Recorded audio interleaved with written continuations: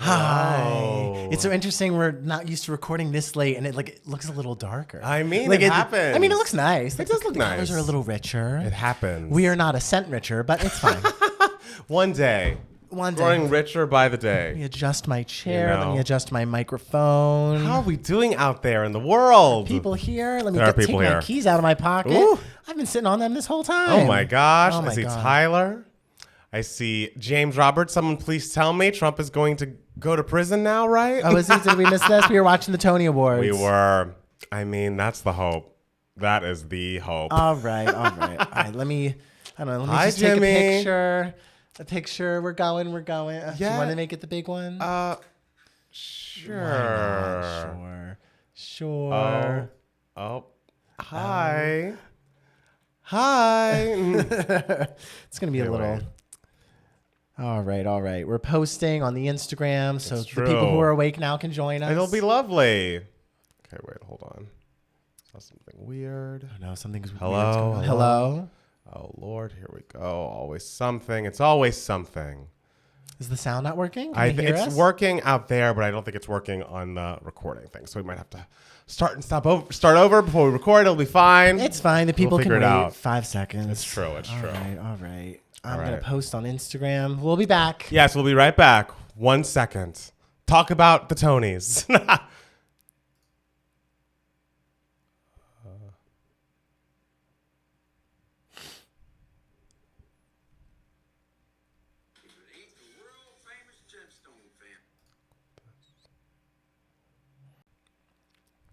Okay, we're back. Are you back? Everyone stick We're around. back. I hope people stuck around. All right. We love a late night Matt. All right, great. I'm glad Tyler loves it.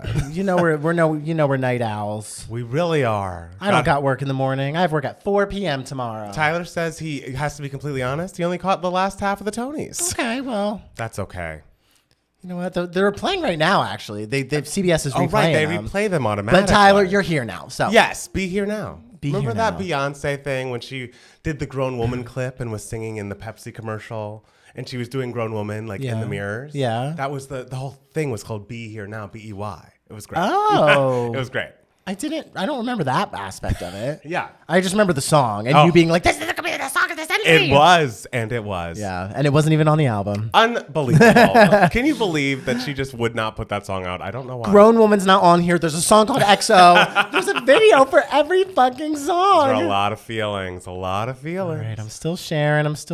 Hang tight. Anne Juliet proved to me why I really dislike jukebox musicals. I have seen Anne Juliet, and that is not the performance that I would have chosen personally. But we were thinking maybe they could only afford one song. Yes, because it was it feels like we should do a medley or something. And so Max Martin was probably like, exactly. So I wouldn't judge the show completely on that performance. I think you should give the show a try. It was lovely when I saw it.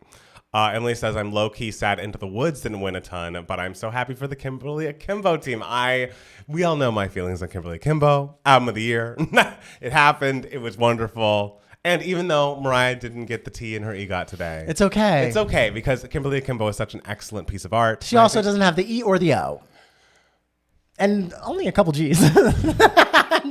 Not as many as she should. Exactly. Yes, exactly. Exactly. That wasn't shade. It felt shady. I'm Team Mariah here. I hope that. But I'm just saying, she should have more G's. Only one of us was supporting her at Pride this weekend, and it was not you. I was supporting her from afar. You were supporting from afar. It's true. Matt Palmer, what did you think of the Mariah concert? I hadn't seen her before and really enjoyed it. I loved it. I walked in saying, all I want is some dance remixes, and man, did we get dance remixes. Did you get that? Oh my God. I guess we'll talk about it. We'll talk about it. It's true. It's true.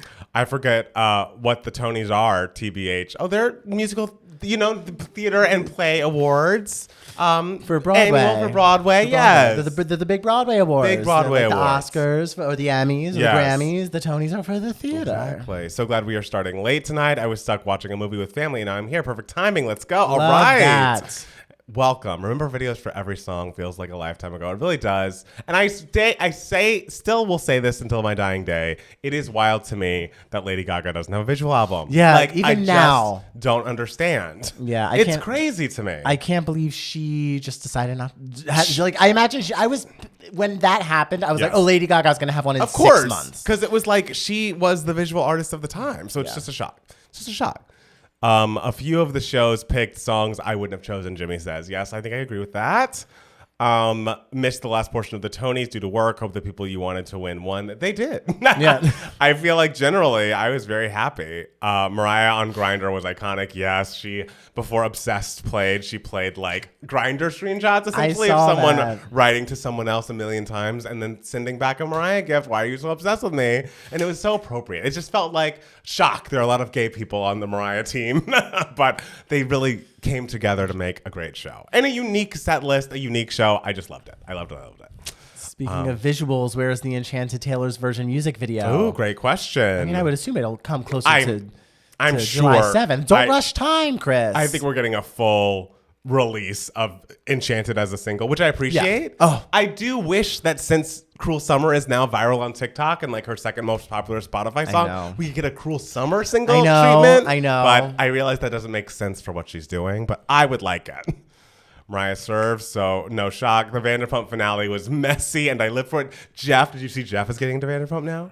Oh, I didn't. No. Yes, Jeff at least watched the reunions. And Okay. I think he watched the finale episode as well, but I think it's happening slowly but surely. People are getting on board, and I appreciate it. Love her justice. That's right. Love her justice. I heard the most hilarious Mariah story from a stylist this weekend. She truly is the diva of our lifetime. Jay, you know we're going to need to hear it. Oh, Jay coming in with more information. We need to hear it. When do y'all think Ariana will release a new album? How long after filming Wicked? Oh. I mean, I think she'll be done filming Wicked. I hope she takes a little break because that's a lot of work she's been doing. When does Wicked finish filming? I don't know. The last I saw, that was like, this is day 115 of filming the Wicked movies. I want to say like when I auditioned for Wicked. Yes. When I auditioned, they were like, you will likely be needed in the UK for a year. Wow. Like you would have to move to the UK for a year. And I'm sure you're like, oh, I can't do that. And that's why it's so sad you couldn't be in the film. I mean, like if I imagine just like production as a whole would be there for a year. I imagine like once I was done filming like my stuff, had I gotten it, which I didn't, it would have just been like a couple months and I could have left. But they were probably like, save this window of time. All right. A full fair. Year, just in case. You got to be safe. Be safe. We better get a good rollout, and I think we will. We are spoiled as fans. Is this for Taylor? Oh, yeah. You'll get everything you need. Jay, we need to hear it. I also heard a little tidbit about Beyonce and Chloe that shocked me. I'll share both. Oh my gosh, Jay is sharing it all. Do it, Jay. Williams says, greetings from Palo Alto, love 2GM. Oh, thank you so much. Juan B says it finishes filming June, July. Okay. Which makes sense. Sure. I used to get up at 6 a.m., which never happens. Oof. Is Steele auditioning for Wicked new information or am I just... I think you told people that. When did I tell people that? I think maybe after the part had been filled. Yes. Yeah, after the part was filled, I told everyone. Remember, it was like a Giving Me Moments, probably like about a year ago. This time a year ago, maybe. It was like you were happy that you got the opportunity to audition. Yeah. Lord knows they probably did not watch that tape. Hey, but you auditioned. But I auditioned. You put your name in the bucket. I spent days on that like 2-minute audition day. Of course. I took so many tapes of me just going, Nessa, I've got something to confess. I mean, but you're in good company because both Joe Jonas and Nick Jonas auditioned to be, what's his face? Fierro, and neither of them got it. Hey. So you and the Jonases. Okay, I'm just dumb. Cool. You're not dumb, Jimmy. It's impossible to remember everything we say. It's impossible. We talk a lot. Although there are some people who really remember everything. It's true. They're usually Taylor stans. I mean, Taylor stans. They don't forget. Because they see all those Easter eggs and they remember where they saw them. And they've made space in their brain for this kind of information. Yeah, whenever we say something, like talk about Taylor Swift in some sort of video, like there will be comments being like, well, in 2015, when you made your 1989 album review, you said this. And it's like whoa, I don't remember that at all. I really don't.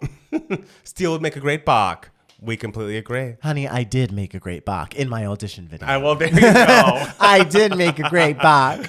JoJo auditioned for Alphaba. Need that tape to leak. Did she really? Wow, that would have been amazing. Well, now she's on Broadway. She's on Broadway. Moulin Rouge.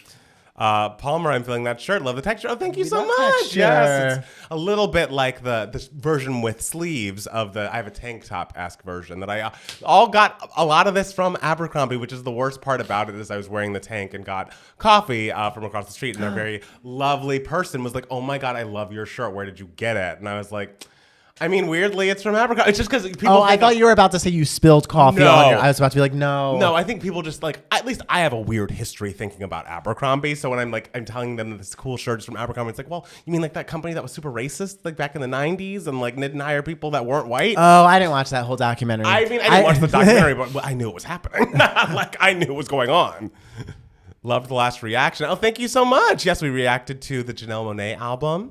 The Age of Pleasure, and everyone go watch it. It's a great album. Check it out. It is a great album. It's a great album. Haven't you heard I'm actually Juan? Where is Juan? Not Juan B, but the other Juan. Yes, Matt Steele's waiting for My Juan. little husband. OMG, did Jeff just call me hot? Oh my God, Jeff and Jimmy flirting on Mame, and I can't believe it. They're both hot. Everybody looks great. Everyone who's a Kathy is hot, and the Jamies too.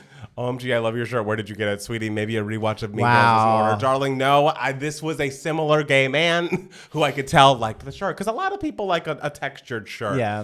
Like Did y'all know Amanda Seyfried auditioned for Glinda? I think we all knew it. She made that public. She made it, and she was like, I want this. And it's like, okay. I think it's good to want something out loud. Didn't some other lady audition for, was it Glinda? The Broadway actress, Yes. who was the Regina George in the Mean Girls. Not Renee Rapp. No. Oh, God, what was her name? Taylor or something? Taylor Loudermilk. Oh. Or Louderman? No, Loudermilk is the composer. Louderman, I think, is the... Oh, she was a great Regina. And she was just like, she had a big old post being like, when Ariana got announced, she was just like, wow, it's a little like disappointing that I put a lot of work into this and I was absolutely not even in the running. Like... I mean, that's what it feels. Girl, Taylor, I bet you they watched your video. I bet they watched yours. I don't see that. Why wouldn't happening. they? Because I know how casting works, and they get a lot of videos and don't watch a lot of them, which is why SAG needs to do something about that. Well, maybe if they go on strike, there'll be talk of that. Hopefully, Fran will negotiate for us. And do you know what the points are of Travis went to my roommate, who's an actor, went to like the SAG like Zoom meeting or whatever, and they were all like, "What are we negotiating for? What are we negotiating for?" And they were like, "Well, the thing is, like, when you negotiate, like, you can't tell all the members because we can't have it leak like what we're negotiating for, because then they come in prepared with rebuttals, and we lose all leverage in the negotiation process and everything." And they're like, "But don't worry, we hear you guys on what's going on with self tapes and everything." So. I love that. I mean, we'll see what happens. I think our contracts are up June 30th. So yes, that's what I read. Yeah.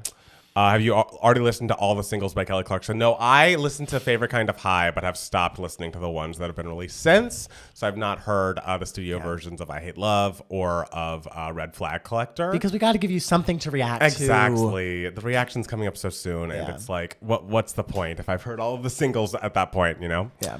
So basically, Mariah stole someone else's dress for the Globes during her TOM era. LOL, Chanel accidentally sent her someone else's dress. She loved the dress so much and refused to return it. You know, I get it. Hey. You sent it to me. Chanel shouldn't have fucked up. I tried it on. Like, you're going to put someone else in the dress that I've tried on and enjoy it? Well. Hey, I get it. Did you guys have a favorite from the concerts at WeHo Pride? I loved Adina and Jessie Ware, whose new album is so much more fun than her last one. I do love her new album, but no, I went to LA Pride, which is weirdly different than WeHo Pride. WeHo Pride was last weekend, and LA Pride was this weekend. Mm-hmm. But I loved Vincent, I loved Sasha Colby, and I loved Mariah. Favorite Kind of High, great song. Jimmy does like that song. I think that's great for Jimmy. If you watch her interview with Isaac Mizrahi, you'll see he asked her specifically if Karl Lagerfeld did fittings. The PR team at Chanel let him know beforehand it's an infamous story over at Chanel. I mean, it sounds like Chanel made a mistake. So I hope that's a great learning lesson for them. Who did I hear from someone who... Oh, was it someone who like talked to us about it? How like Mariah went to some sort of like Disney thing. Oh, someone emailed us or something and said that they used to work at like California Adventure, and there was like a hallway that like celebrities would go in through like the back way, and like workers would take their breaks or whatever. Yes. And she said that the workers were looking at her weird, so they put up a wall, and so they call it the Mariah wall. I love that. Good for her. Good for her. Building walls. She can get a wall built. Absolutely. Not everybody has that. Not everybody has that. Some people are headed to jail instead. Prison, excuse me. Can Wicked make $1 billion at the box office? Austin says no. $1 billion? $1 billion. That would be a lot. It could make a couple $100 million. Maybe like all together, both movies. That would still be hard to do. Pre-ordered Chemistry on vinyl, doing things backwards. I'm excited that Chemistry's coming so soon. I worked We Hope Pride. Those crowds of people are something. I thought the LA Pride, we'll talk about it a little bit, a lot during tonight's episode, but I thought that there was a lot of space at LA Pride. There was just a lot of room to breathe. I was worried that was going to be like, oh, we're all on top of each other, and it didn't feel like that. For most of the day, obviously, when Mariah was performing, there were more of us. Is that a shady way of saying no one showed up? No, it's not. A lot of space. I was nervous about being on top of people in this COVID era, and I enjoyed it. I enjoyed being able to reach out my arms. It was great. Did Mariah even know the Tonys were tonight? I don't think she did. She was tweeting that she did her laundry. The stylists love her even more for it. They call it iconic. Great. I'm glad the stylists get it. Have you guys listened to Renee Rapp's new song, Snow Angel? I was bawling my eyes out yesterday. No, but people are talking about it in the Discord and people really love it. So I think it's great. I think Jimmy and Jeff actually specifically really like it. Matt Palmer, did you finish Never Have I Ever season 4? What did you think? No, I have not watched it yet, but I will. It all dropped, I think, on Friday. So had a busier weekend. Haven't been able to get to it. It can get to 800 million at most. Sorry, Wicked fans. Okay. Pride. Listen, it'll be that 800 million's nothing to scoff at. Hello. That seems good to me. Shocked at how many different colors the Janelle Monáe vinyl comes in. Hers has supply chain fully bounced back from COVID and from, the pink shortage, thanks to the Barbie movie. I guess so. For Pride this year feels especially weird.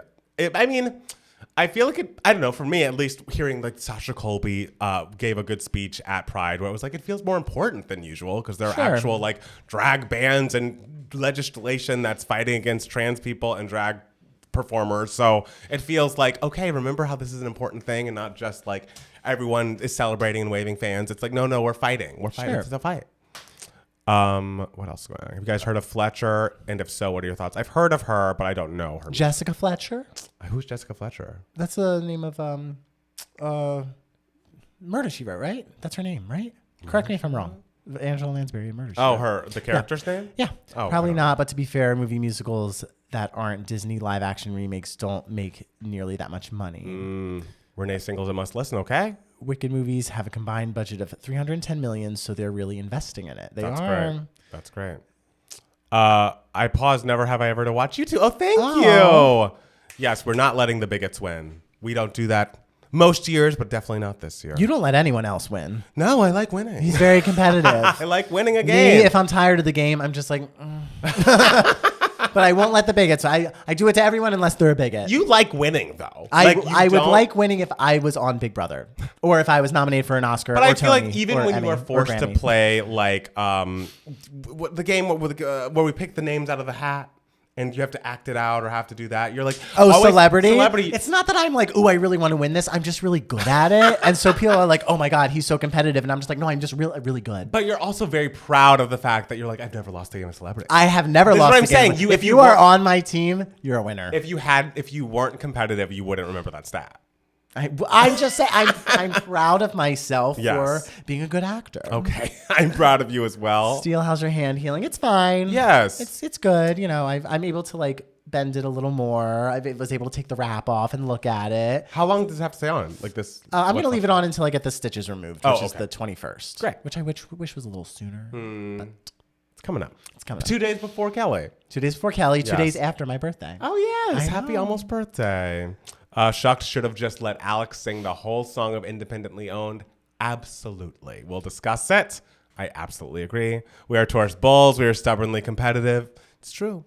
Angela Lansbury, yes. How crucial do you think knowing how to cook is in a partner? Interesting question. Not super. If you're eventually going to live together, at some point you would like the other person to be able to cook something. Sure. I feel like you guys either cooking together or taking turns cooking, it would get expensive if we were always ordering out. So I think it's helpful, but it's not if this person can't cook, we can't go on dates. Yeah, it's not a deal breaker for me, but I hate cooking. So dating someone who does like to cook, I'm just this is a plus. Absolutely, it's a pro.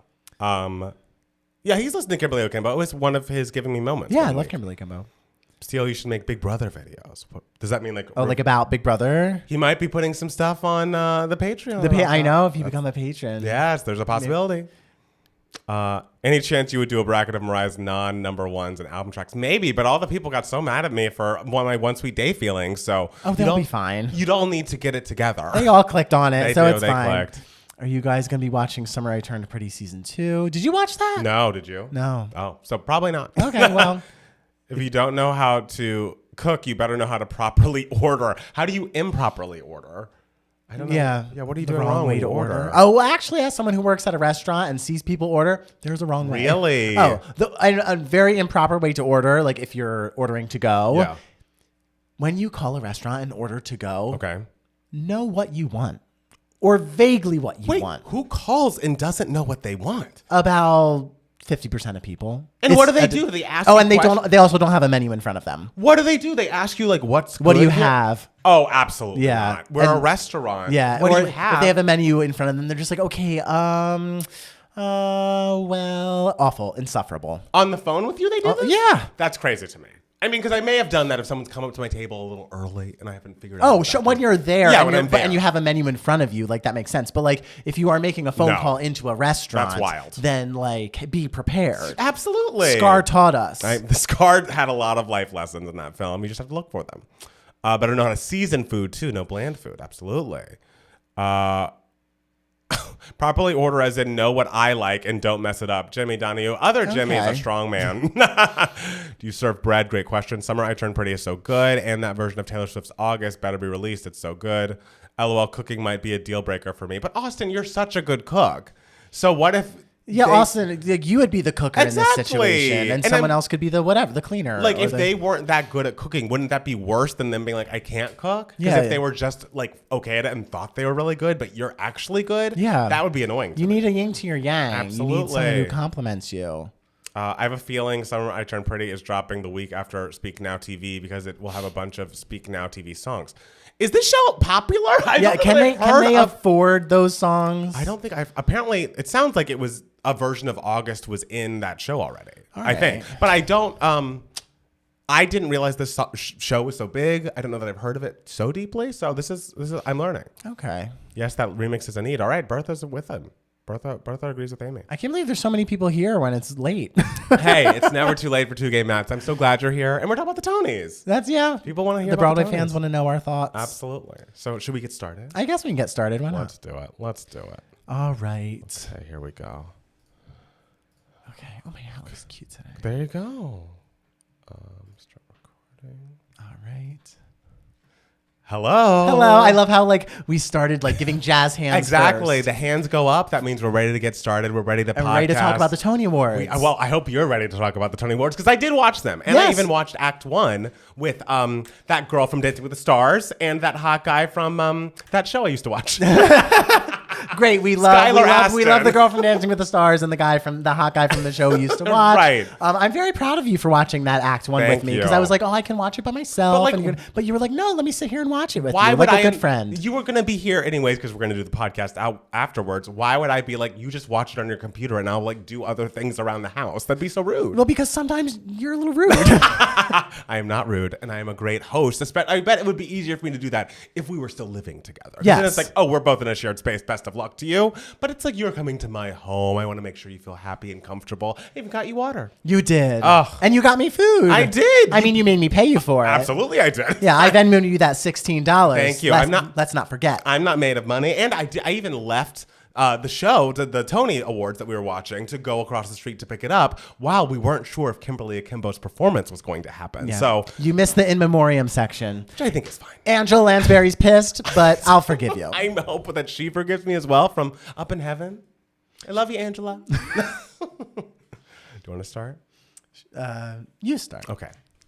Hi, everybody. Welcome back to 2K Mats. It's Matt Palmer. And it's Matt Steele. And we are sitting here happy as clams because we just watched a Tony Awards 2023. What annual? What number annual? 67? Oh, God.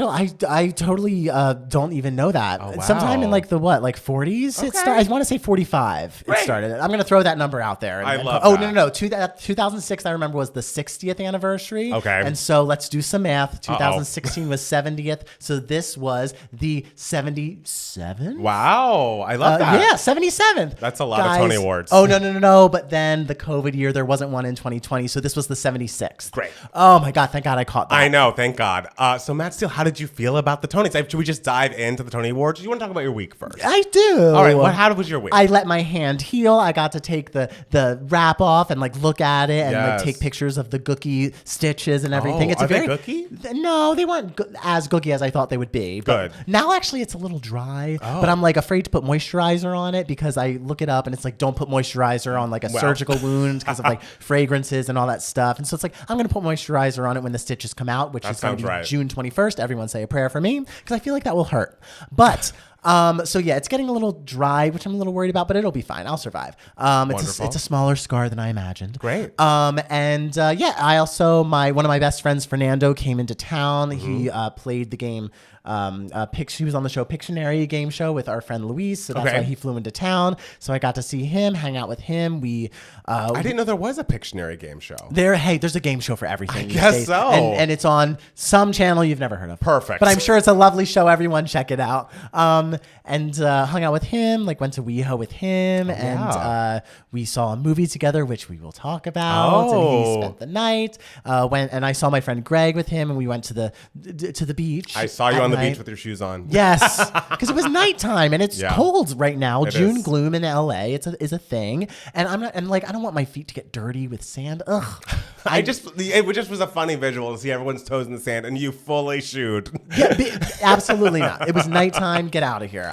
You know my thoughts on the beach. All right. Yeah, and I don't know. That's pretty much what I did. What did you do? What did I do? Well, on Friday, I stayed in because weirdly, right after last week's podcast, when I was like, "Oh, I think I'm getting better. Things are great," and like I'm out of the woods with my sickness. I don't know if I got sick again or if I never fully got well, but like during the week again, I was very sick. And I was like, how did this happen to me? So I was healing and feeling better by Friday, but I was like, okay, I would like to lay low. So me and Jackson stayed in and we watched The Bodyguard, which he had never seen. Oh, good for y'all. Oh, what a great film. And I loved having that Whitney moment before we were going to LA Pride, which was on Saturday. We'll talk about it more later. But we were there to see Mariah. She was the Saturday headliner. Megan Thee Stallion headlined on the Friday. But we also saw Vincent perform and Sasha Colby and King Princess, who was very interesting. It was King Princess is kind of like a rock act who's like kind of indie and does their own thing. I'm not sure how, they identify, but very cool sound, but it was like just a very different sound than Mariah. So they kept looking in the audience and be like, are you guys even having fun? Like, I get it. You're here for Mariah. I'm also here for Mariah. But, like, please look like you're into it. I was like, I think you're doing great. You're doing great. You're doing great. I just don't know the songs. But there were some lesbians by us who loved her. Oh, and I'm sure. I was like, great. There were fans of King Princess in the audience, absolutely. But we'll talk about Mariah's performance later on. But long and short of it, it was a great group. It was a great set of a lot of people. Like Vincent's set was great. Sasha Colby's performance was lovely. And Mariah's set was unbelievable. So we'll talk about it later. So I also have to say I came up here and recorded a live reaction to Janelle Monáe's new album, The Age of Pleasure, which was very fun. It's an excellent album. If you haven't checked it out, absolutely do that. And I also got to meet my friend Megan. She just had a baby. Oh, yeah. Congratulations. So I got to meet her son, Leander, for the first time. And that was very nice. It's funny because she lives kind of near where you live. Okay. And so I came up that day and then drove all the way back down to my place. No. And then Matt Palmer texted me. She's like, hey, we're reacting to Janelle Monáe's album. And I was like, okay, let me drive all the way back up. But it was worth it. Yes, it absolutely was worth it. Yeah, definitely. All right, so Matt Steele. Yes. Are you ready to walk the people through the Tony Awards? The Tony Awards, the writerless Tony Awards. Absolutely. Hosted by Ariana DeBose. Ariana DeBose. She opens the ceremony up with a script in front of her. She opens the script. There are no words. It's blank pieces of paper. It's true. So we decided, what are we going to do? Are we going to improvise like a comedic opening number? No, we're just going to dance. And it was honestly wonderful. Oh, fantastic. I thought it was great. I was actually really excited about it because the past couple years I've been thinking, I'm just like, are there any mainstream celebrities now who are known for being dancers? Like, especially like Broadway celebrities who trickle into mainstream world. I mean, Ariana did more than trickle. She won an Academy Award. Yes. So the public knows her. But like, are there any like Broadway actors now under the age of Cheetah Rivera's age that are like known for specifically dancing dancing. I can't think of a one. I can't think of anybody. And especially ones that like, the main public knows. So I think it's wonderful that Ariana is getting the platform that she's getting because she can be that. Like she's a phenomenal dancer, a great performer. So I really loved the opening. I thought it was really clean and exciting and wordless. Yes, I actually thought throughout the evening she did very well with the wordlessness as host. I felt like she was very comfortable and like her off the cuffness was nice. I loved the moment where she was trying to look at her arm to see who she was supposed to be introducing. She's like, you know what? I can't read this. So welcome whoever's about to walk on stage. And the presenters, instead of like giving a whole speech of being like drama, intrigue, all this stuff to introduce like whatever performance is coming next, they were just like, hi, I'm Matthew Broderick. Hi, I'm Nathan Lane. And this is whatever performance. And it was kind of nice. It was nice. Honestly. Yeah. It brought us all back down to earth and just be like, hey, you're all here to watch these performances. I thought it was lovely. I mean, we were very excited that Kimberly Akimbo did very well. Where Kimberly Akimbo stands here. Absolutely, it won Best Score. It won Best Book. It won Leading Actress, Featured Actress in a Musical. It also won Best Musical. Very exciting for J. Harrison Ghee and Alex Newell. Oh my gosh. The first two non-binary performers to win Tony Awards in the same year. Unbelievable. I love. Does that mean that no cisgender man won for a musical? Not for a musical. I mean, like this year they wrote but not for like the acting performances. That's pretty excellent. And I just must say, the Shucked performance was nice, but I have no idea why it was not just independently owned in full. That I think that we want to show that it's a big splashy musical. I loved that Tariq the corn kid opened the section. It was adorable. I loved that very much. And I get it. You want to show that it's more than just this song, but this is so clearly the breakout moment of the show. This is the song everyone knows. People love Alex Newell. They just won this award. Like, just do independently owned in full. The worst to me was honestly the little snippet of it we got was so short. It was like 20 seconds of independently owned where they really got to sing their face off, but it was like, but if we got the whole thing, my heart would be full. Why could they not make my heart full, Matt Steele? I understand fully why they did the group number. Because all of the other musicals that are big splashy musicals, they weren't like the like raunchy musical comedy that they want to like sell. Not that Shucked seemed like raunch. I mean, well, they talked about corn and poop, so that's pretty raunchy. But like I imagine they're like, okay, we need to target the audience that wants to see like the raunchier, more contemporary comedy show. So I fully understand showcasing like the big, group number and everything. I think it could have started with independently owned and led into the end of the corn song and everything. I don't know if it had to do like starting with the corn number and then a tiny little bit of independently owned and then go into the big corn number again. But I do understand why the big corn number was in there. Right. And I have to say not everyone, but like a bunch of people are saying, why did Kimberly Akimbo perform that number? I understand why Kimberly Akimbo I thought it was a cute choice. I don't dislike Anagram. It's not my favorite I think it's a wonderful song. But I think it's absolutely adorable. Wonderful musical theater writing. But also it set itself apart from the other shows and being like, this is going to be a more intimate experience. This is going to be a drama. Also, you don't have to know the context of what's happening to understand here are two teenagers who are falling in love. Right. So I think it was the easiest song for audiences to grasp onto. I imagine they were like, okay, Shucked is going to get the people who want the funky comedy and everything. Some Like It Hot and New York, New York are going to get the people who want razzle dazzle dancing and everything. And so Kimberly Akimbo was like, okay, we want to sell to families. We want to sell to especially teenage girls. And that number, I think, could have probably sold to some teenage girls. So I think I understand why they picked that song. Victoria Clark is just so great. She's unbelievable. And I get like my favorite song in the show is Better. And obviously Bonnie won earlier for her role and that would be a big highlight. And maybe they could have done a little bit of both, but like there's so little Victoria Clark in Better. Like it's all about Bonnie. Yeah. And it's kind of explicit. So it's like you have to edit the song and like not say certain words. And they're I guess they kind of figure like, well, the people who want something explicit are going to see Shucked. I see that. So I understand. I thought it was lovely. I love a quieter and more intimate moment at the Tony Awards. Yes. How did you feel about the Sweeney Todd performance? They sounded so excellent, but of course, when you have a professional singers singing that fucking glorious music, yes, like of course it's going to sound amazing. Yes. The movement was something.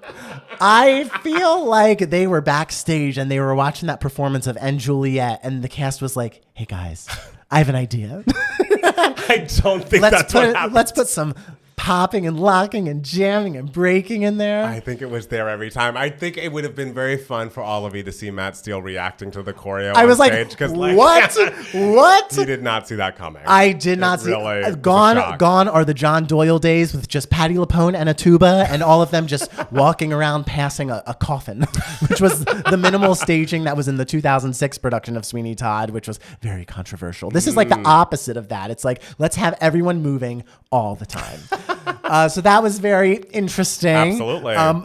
And the one thing I will say about the Tony Awards, yes, that I flipped my shit over. Yes. The fact that they showed acting clips. Yes. Not for every category, which was disappointing, I guess. It was kind of odd. How did they choose which categories to show and which ones I guess not they to? figured like, oh, we're rushing on time right now, like in this chapter or whatever they call TV in between breaks or whatever.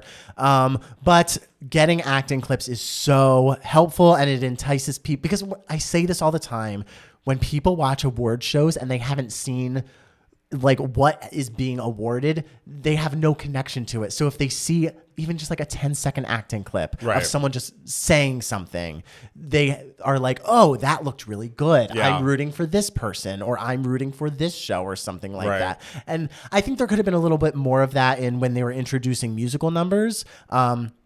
Before like they would perform, people would, talk and be like, I really loved working on this show because I love this person's work and blah, blah, blah, blah. It's like, I feel like all of them should have said, and Kimberly Akimbo did this, all of them should have said, this is what the show's about. Right. Because yes, we love the playwright who worked on this and everything and blah, blah, blah. But if you're trying to get asses in seats, yes, you got to give them a log line. So-and-so from Indiana who's taking a trip to New York in a month, like, doesn't care about whoever's words. They want to see a plot that they can grasp onto. Though I will say the Shucked having the Corn Kid video was a great idea. It was just a great hook. They didn't need to give a plot. No. All they had was the hook and it worked. So yeah, I don't know. I thought it was a lovely time.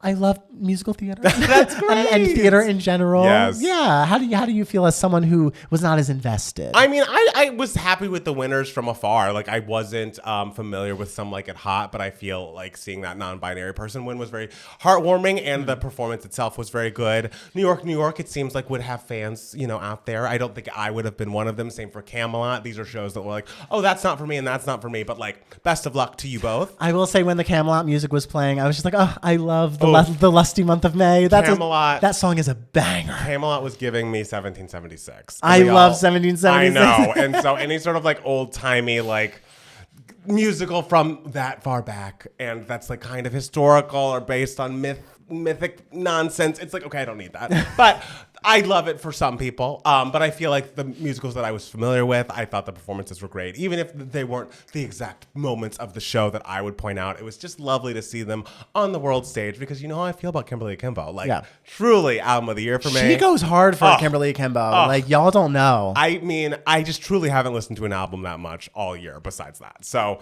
I enjoy it very much, and I just am going to listen to independently owned on my own a lot, since I didn't get the full performance tonight. Are you going to perform it? No, because I can't hit those notes at the end. I mean, you can lower it, but put a cover of it on YouTube. I don't foresee that. It's what the people want. What if there's a patron request for you to perform independently? That's not. How much would someone have to give? $150. All right, should we jump into the news for idiots? Sure. Beyond just the Tonys. Well, we have some great news, guys. Donald Trump's gotten indicted. Oh, speaking of idiots. Apparently, former President Trump says he's been indicted in connection with his alleged mishandling of classified documents that were discovered last year at Mar-a-Lago. Have you seen those pictures of the documents just like in a Mar-a-Lago bathroom? The bathroom with a very big gross chandelier in it. And they're just like all over the place. And like, from what I understand, it's like not even that there were just the boxes there. Whenever people would come and try to be like, oh, he has these documents, he would have aides move them from room to room, like actually like meaningfully avoiding them being returned to their rightful place. These are like the biggest secrets of the United States just out for people like Ramona Singer who visit Mar-a-Lago to see in the fucking bathroom. And didn't they discover that like one of the documents was about like some situation in Iran or something like that? Like, girl. And he's like showing classified documents about like how the United States would react in a wartime situation if we were attacked, to just like just random people, telling them like, I know this is classified, don't tell anyone I showed you this. Just like random civilians. Also, it should be noted this is his second indictment. Absolutely, it's the second indictment. This should be noted. And I believe there are 37 counts, I want to say. Oh, that's a lot. Each of the counts has like 5 to 10 years maximum prison time. Like he could be going to jail or prison for a very, very long time. And apparently the case here versus that former indictment is much, much stronger. Like he's literally could be very fucked. And so if there's any, like we've given you a million reasons why you need to vote Democrat. But if he or if fucking DeSantis, who was called a grand wizard earlier, which made me pretty happy. If either of them wins the White House, they're pardoning this man, guys. So we must get Joe Biden on the term. Yeah. I mean, also the crazy thing is there's no law that prevents a sitting for president from being in jail. Yes. Yeah. Which is wild. It's just craziness, and the fact that this is really happening is very exciting for me. I will not rest happily until I see this man make a perp walk. I want him in all orange jumpsuit. Like, that is the happiest ending to this story, in my humble opinion. Wouldn't you say his skin is an orange jumpsuit? It is, but he needs the jumpsuit to match, babe. He needs the jumpsuit to match. Lock him up. I love good news. As Kamala Harris says in that very famous gif, I just love good news. And that's how I feel. Fuck that guy. He's a terror. In other news, Taylor Swift broke up with that man, so please stop sending us emails about it. Yeah, we don't care. We're over it. The last thing we ever want to talk about is Matt Healy, and it seems like now we don't have to. Until she puts out a song about it. Yes. And then we'll talk about it. Then we'll be like, ooh, we need the details. She also announced that the Speak Now Taylor's version, there are several songs from the vault, some called Electric Touch, which features Fall Out Boy, and When Emma Falls in Love, I Can See You, Castles Crumbling, which features Hayley Williams from Paramore, Foolish One, and Timeless. So that's a lot of songs that we're getting. Not as long as Taylor's Red. No. Not Taylor's Red. That was a lot. That was a lot. That was a lot of songs. That was a long listen. And I just am excited to hear, you know how I feel about Speak Now. It was one of those albums. You know how I feel about Speak Now. Absolutely. It was one of those albums that I was listening to on loop when I moved to LA. It is very nostalgic for me. I'm excited to hear what other things were ruminating in her mind and heart at that time, because man, some of her best songs are on that record. Hands down, without a doubt. This is where you see Taylor Swift and you're like, all right, motherfucker. Absolutely. Like, you have talent. And it's all self-penned, because I think she had one bonus track, If I Were a Movie, or if it was a movie or something, where she co-wrote one of those songs, and she stuck it randomly on the Fearless Taylor's version, because she wants to be able to say that this is all self-written. And that's fine. Whatever she wants to do there. I just can't wait to hear what else was going on. And I can't wait to be mad that one of these new songs was replaced by Never Grow Up on the album, which I abhor. You know what? Every great masterpiece has its tiny flaws. It's true. We had a whole video about it. Great albums with bad songs. I know. And so that is that. I mean, we didn't talk about that song specifically. No, I think video. No shade to Speak Now, but as much as on the whole, I love it very much. I would say there are more than one bad song on it. Okay, yeah, you're not a big Innocent fan. I'm not. Yeah. What else do you know? I think Haunted's fine. You always talk, and you never liked Back to December. That's so weird. Back to December's great, and Haunted is great. No, give me a Dear John. Give me a Yes, Last of course. Kiss. There's a hierarchy. Give me an Enchanted. That's where I am. Okay, yes, but like you're not different from most people. Okay, I highly doubt anyone would say Back to December is better than Enchanted. I mean, there are people in our Discord that Stop say it. Back to December is better than Dear John. Like Stop that comes it. up a lot. Stop and it. I'm like, guys, we must clean out our ears, because clearly there are clogs, and I worry about them. I worry about that. Did we hear that Khalees is supposedly dating Bill Murray after a whirlwind romance? Hot. I think, if everybody's happy and consenting, she is 43, he is 72. If everyone's happy and consenting, and he's no longer an asshole, aren't there like reports of him being like a fucking asshole on sets and things? I mean, he always seemed to me as sort of just like a little curmudgeon, where it's like some people probably find it endearing. I don't know him personally, so who knows. But I just wonder why can't, elder people be like the Steve Martins of the world? Just like sweet old guys who, work with Selena Gomez and play banjo for Kelly Clarkson. Like that's what you want in your old age. Everyone has a different temperament. I'm sure when we are both older people in many, many, many years and many decades, like we will have different personalities. Yeah. Which, I mean, we do now, but like even more so we'll be very extremes of ourselves. That's true. I foresee that. Yeah. So I don't know. A lot of stories lately about like the younger women with the older men. That's true. Some people love a rich old man. I get that. And I mean, 43 is not 19. So of like course, police is obviously making our decisions. There's nothing worrying about it. It just is like, where did they meet? Or where did this come from? It's a very random, fun pair. It's like I love like random couples where you're just like them and them, like Paul Thomas Anderson and Maya Rudolph. Absolutely. It's just like, wait, what? I know. It's like Mel Brooks and Anne Bancroft. It's like, wait, what? I know, like how did this happen? I know, but I love it. One day I hope we know. I hope someone in all of those couples writes a tell-all book one day and that we could just read and be like, how did this happen? That's what she's working on now. I hope so. Yeah. I hope so. I was actually just listening to some of her old music the other week, I think before this news dropped, and like Khalees has some great fucking songs. Like Caught Out There, Milkshake, obviously. That whole Tasty album is really good. I love Blindfold Me, her duet with Nas. It's just, she's got a lot of great music, so don't sleep on Khalees. Oh, she's also was she the one that was complaining about the Beyonce? She was. Oh, so she needs to date a rich guy because she just lost a lot of money because she's not on that Beyonce album anymore. She wouldn't have gotten that money because the Neptunes wrote that song without her. So I think she was just complaining because she felt like offended about it. But it was like, wow. Now that you mentioned those details, I remember it now. I totally forgot the details of that situation. Because Milkshake was initially pitched to Britney Spears, which I was listening to it again. That would have been great. It would have been really fucking amazing. Bossy is also a great song. Thank you, Jeff. Also something that happened this week on the East Coast, which we didn't experience because we're West Coasters, but Canada was on fire. There were some, wildfires happening in Canada that floated into the East Coast. I think New York City and, was it Philadelphia even? Jersey. Oh, my whole family in Jersey, like they were inside for 2 days. Those pictures were just so wild. It truly, I mean, there was a lot of people making jokes that it was like Dune, but it really did look like post-apocalyptic. I'm like, how often is this going to happen to all of us as the climate change gets worse and worse? Like, obviously, we've lived through days that were like, oh, stay inside. It's not safe to go outside. But, like, that's not a fun place to be. Yeah, I remember the one day, was it 2021, where there were really bad fires that we kind of experienced something like that. Yeah. It's like always, I remember driving home maybe in 2018 from work and, like, seeing a wildfire on the side of the freeway on, like, the 405 as I was driving home from work. And I was like, what is going on here? And now it's just like, that's just fire season. Like our one, Sarah's husband, who listens to the podcast sometimes, which is like one of our few straight listeners, is a firefighter. And I'm just like, okay, so wait, if it's rain, does that mean it's going to be less bad about like fire? He's like, no, what you really need is like a consistent rain. Because if it's very rainy and then very not, then that's also bad. And you're going to have more fires. And I was like, oh God. So there's really just no way around it. But well, it seems to have been cleared up. Well, the smoke in the U.S. part. Right. Yes. I hope everybody out there is just staying safe. And if you're told to stay inside, just stay inside. We don't know the long-term effect of all of this stuff. And we want to make sure everyone out there is staying safe. So we're just sending safety and good vibes to everyone out there.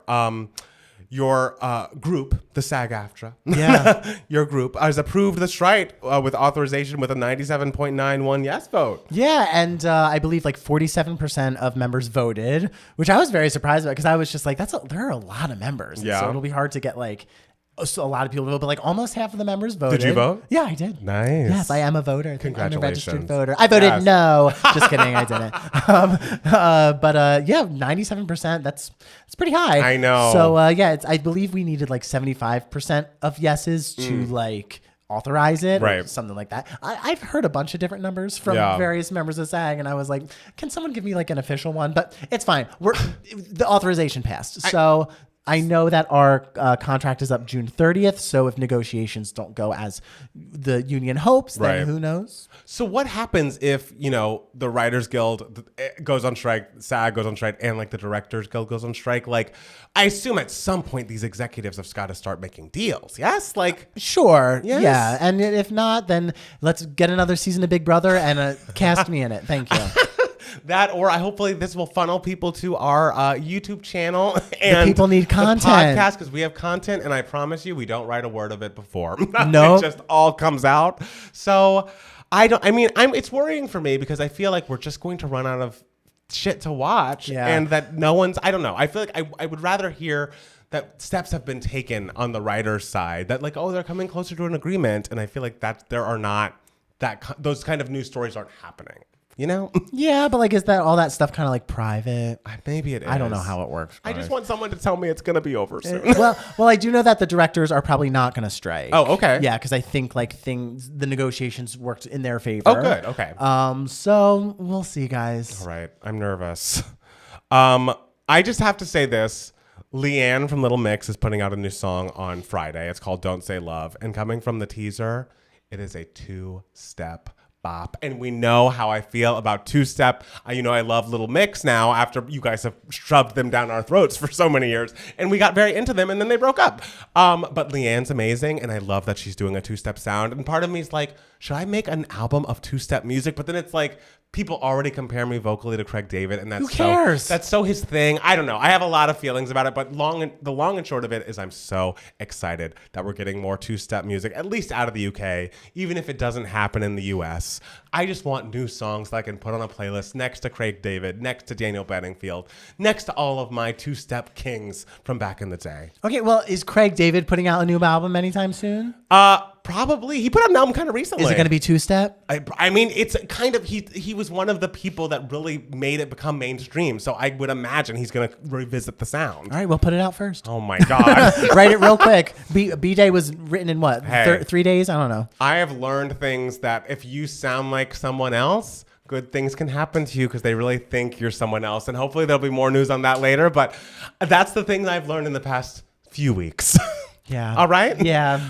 Last week, this happened before we recorded, but I didn't get a chance to talk about it and kind of forgot talking about it. Apparently, Tyler James Williams wants people to stop speculating on people's sexuality, and I liked what he said. I think he was at an actors roundtable, and it was going around like, oh, we think he's gay. Look at how he's acting at this roundtable, blah, blah, blah. And on his Instagram story, he posted, usually I wouldn't address stuff like this, but I feel it as a conversation is bigger than me. I'm not gay, but I think the culture of trying to find some kind of hidden trait or behavior that a closeted person let slip is very dangerous. Overanalyzing someone's behavior in an attempt to catch them directly contributes to the anxiety a lot of queer and queer questioning people feel when they fear living in their truth. He goes on, but like that's essentially the point in the thesis statement. And I must say it's beautifully written and like what an incredible ally. And I feel like we need to remember, because obviously everyone's like, wow, I'm so proud of him and like what an incredible thing he said, blah, blah, blah, blah. But then in the next breath, we're like, oh my God, did you see Shawn Mendes in his wrist? Yeah. And it's like, guys, we just need to leave these kids and people alone and let them find themselves as they find themselves. And this kind of reminds me of a cameo request we got recently. But if you think someone is gay, just let them come out to you. And if they don't, it's not your business. And if they do, don't say, I knew it all along. Just say, thank you for telling me. Don't say I knew it all along. It's just like, even though sometimes you might know it all along. And that's the thing. If you want to be like talking amongst friends and be like, oh my God, I think he might be, and like it's in a loving way, but like to publicly try to analyze people or like shame them into coming out, or like when they actually come out to you, you having like, I always knew it because of the way you crossed your legs. It's just like, this is so aggressive and contributing to a negative stigma against queer and queer questioning people, like Tyler James Williams said. Yeah. So leave everybody alone. Leave everybody alone. Absolutely. Just let them live their lives. Right. And like, I get it. They're public figures, like blah, blah, blah. But Sure. like, still, like, don't be that. And so, of course, people are going to talk about them. Like, Yes. That's what happens. I get that. There's the social media of it all. People can post whatever they want. But the minute you want to like start post something, think to yourself, like, am I really contributing anything valuable to this discourse? Exactly. And if you're not, maybe you don't need to post it. Exactly. And just be that one less person. I think that's always the thought that I'd like to get out there. Like, you don't need to publicly post every thought you have. And before you publicly post something, you should think, is this like, am I is this going to be a positive thing I'm putting out into the world, or does this contribute to misogyny or homophobia, or like even in a way that you don't initially think about? Even if your heart's in the right place, if you are contributing to oppressive systems, just keep it to your fucking self. Yeah, and like the people, just in general, like if it's a positive or a negative thing, the people who need to post every single thought that they have in their head, I know. Honestly, like chances are your thoughts are not that special. Right, not that interesting, not that unique. Just keep it to yourself. Yeah. Hello? That's a great Casey Musgrave song. It is great. That's a great song. What a great album. A stunning one. Hocus Pocus 3 is in the works at Disney. All right. Did you watch the second one? I did. How'd you like it? It's cute. Great. Do you feel like a 3 is needed? No. Could you see a and 3? I am a giant Hocus Pocus fan. Like, huge Yes. Hocus Pocus stan. I will ride or die for that movie and everything. Yeah. The second one was cute. I Yes. think there was a little too much plot in the movie. Like, okay. too many side characters. It didn't really feel like it had a focus. But I still thought it was very funny, very entertaining. The three of them are brilliant together. Right. I don't know if a third one is needed, especially so soon. All right. Yeah, but I mean, I'll watch it. Like, I'll watch it. Did the end of the second one feel like, oh, we're leaving the door open for a third? I honestly don't remember the ending. I think that's fair. Did you see that your boyfriend, Pete Davidson, left a voicemail for PETA telling them to suck his dick? I never loved him more than I have when I listened to that voicemail. I guess they were getting mad at him for getting like buying a dog that was like a specially bred dog because he's allergic, and they didn't know that. And I guess they had also just lost a dog in their family, and so this was like a new dog to like bring some joy into the home. He was pissed. Yeah. He was pissed. Well, I mean, speaking of like think before you post something on Right. social media, like make sure you have all the facts about something before you post and like villainize someone I know. else. So good. So you're still in Pete's corner. Yeah. Yeah. I always support my friend. Yes, we love that for him. And this is more bad news for the Marvel Universe, but Tenoch Huerta, who I believe he was the villain in the second Black Panther movie, Black Panther Wakanda Forever, has been accused of sexual assault by a Mexican saxophonist. This apparently is all happening on Twitter. I don't really know the full details. I don't believe he's been charged with anything at this point, but I mean, between this and Jonathan Bailey? No, not Jonathan. I always say his name. Jonathan Majors. Jonathan It's like, Majors. the Majors. Like, the Marvel people need to do background checks. Like, I feel like we need to make sure. And Ezra Miller, the DC people need to do their background checks too. Yes, if you're going to be hired as a superhero, there needs to be someone whose job is specifically like looking in the background of these superheroes once they've been cast, because this is too regular an occurrence. The superheroes are not all right. They're really not. So, Matt Steele, is there any other news for idiots you'd like to share with the people? I don't think so. Okay, well, we're going to take a quick break, and then we'll be back with more 2Gay Mats, the podcast. Yay. Stop. All right. Good work. Yes. Does anyone have any notes? Yes, any notes? If you do, keep it to yourself. Jeff says he has no idea who Craig David is. Guys, fill me in. Jeff, you and I both. I don't. Nice. I don't think I know what two-step music means. Austin, go to your Spotify. Look it up. Don't stand men is the best advice we've ever given. I truly believe that. He did have an album last year. I like this Emancipation of Mimi reference for her debut cover. It does feel like that, Leanne's. Craig David owns that genre to me. He really does. Like that Sierra song. No, that's 1-2-step, which is a great song, but not two-step the genre. Let me see your two-step. Tyler James Williams. William is an ally. He's amazing to his queer siblings. Oh, right. He does have queer siblings. It's amazing. What about Shawn Mendes's wrist? Sorry, there wasn't a specific thing, but I feel like for a while there, whenever Shawn Mendes did anything, a bunch of gays would pop up and be like, he's being gay. You mean you haven't seen his wrist? It was all over the news. Right, exactly. I think his wrist is fine. The year isn't going to be too horrible by Wednesday, hopefully. I'm in Toronto, and it's already calming down. Okay, good. People are way too intrusive, absolutely, as if I weren't already a fan. Oh, just leave people alone. I get when you're a public figure, it comes with the territory, but still, absolutely. Yeah. Jasmine's new here. Hi, Jasmine. Hi, Jasmine. You're joining us late at night. I know. It's very late night for us. Scandalous. We're usually here at 6:30 p.m. on Pacific time on Sunday nights. I'm Matt Palmer. You're more relevant than Craig David in 2023. That's very sweet. But we love Craig. We love Craig. He's not someone I want to fight with. I always just joke about Craig David because he was obsessed with Craig David back years ago, and I was always just like, I've never heard of him. And he was like, you've never heard of Craig David? And I was like, I don't know him. He's amazing. I'm excited to hear you talk. Oh, thanks, Isaac. I feel like not everybody. Between us squirrel friends, what was that cameo request? You can see it on the Discord. I posted earlier today. I think Hocus Pocus 2 set up a new group of young witches, but if we don't get Bet and the girls, it's a no. I'm sure if there's any, they're in it. Yeah. That'd be wild if they weren't. What is the point? Now Palmer looks super dapper today. Oh, thank you. This is a new shirt from Abercrombie.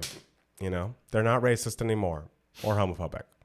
I mean, you don't know that. I'm hopeful. This is their like Pride edition shirt. Yes, because if they're making money off of the gays, it means that Exactly. That's what I'm. Can you tell me a little about the podcast? Well, we talk about pop culture and music. He's a big musical theater fan. I'm a big pop music fan.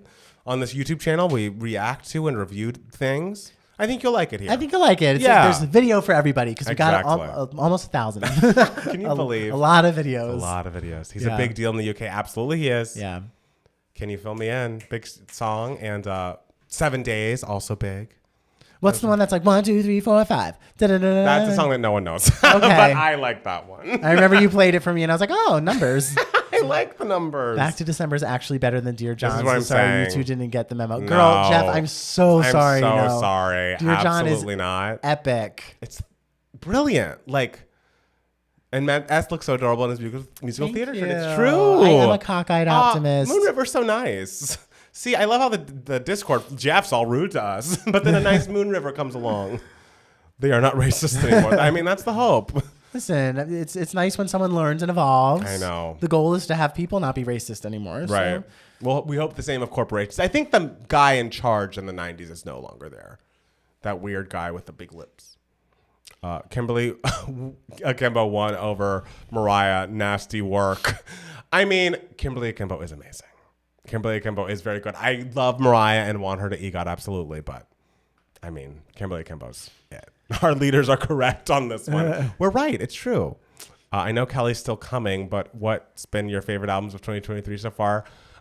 Kimberly Akimbo, Cast Recording, and Ray's album. Yeah. I would agree. Those are my top two. I would say those are probably my top two as well. I'm trying to think of what else came out. Like, what else came out this year? Cash album's good. I've listened to that a couple times over. Yeah. Yeah, I don't know. I can't think of ones that I liked better. Yeah. I would say. Those are my top two. Back to December greater than Jimmy's posting lies on the chat. Guys, I like Back to December more than he does. Yeah. It's great. It's not good. It's just boring. It's just boring. I don't think it's boring. I find it boring. Coulda, woulda, shoulda eats Dear John and Back to December up, unfortunately. Woulda, coulda, shoulda is excellent. I don't know if it eats Dear John. Dear John, but certainly it's Back to December. I think they're companion pieces. Diamonds and Dance Floors, that album did come out this year. Ava Max, it's true. Excuse You, I Don't Lie Ever. It Hits Different is one of my favorite Taylor Swift songs. Matt Steele loves that song too. I love Hits Different. Boy Genius, I haven't listened to. I did like that Phoebe Bridgers album, but I have not listened to the Shucked. Group. I have not listened to Shucked. I haven't either. Yet. I'm seeing her in Pittsburgh this week. Who?